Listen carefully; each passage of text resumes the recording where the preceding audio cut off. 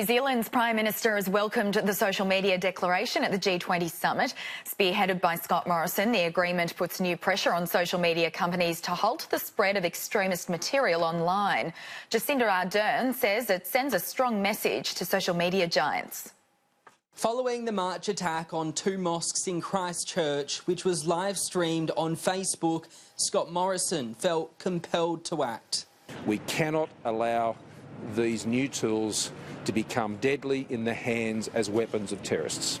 At the G20 summit in Japan, an important victory on the world stage for the PM, securing the support of the world's 20 biggest economies, signing up to an agreement that pressures social media giants into blocking violent extremist material online.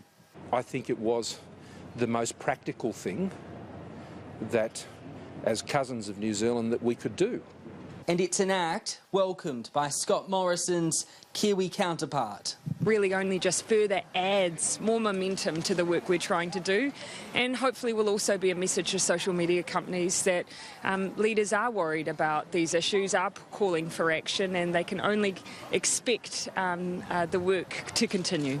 The Ardern government sees the declaration working hand in hand with the Christchurch call to action, which was not only signed by world leaders but tech chiefs as well. Sky News has been told Prime Ministers Morrison and Ardern maintained a regular dialogue as the G20 statement was devised. What made that call different was that we had social media companies at the table as well.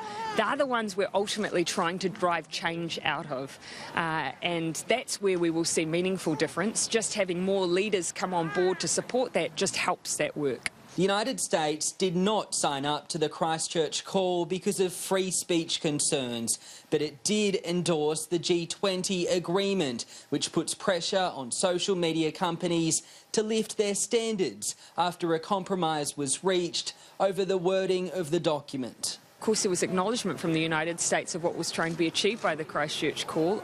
Jackson Williams, Sky News, Wellington.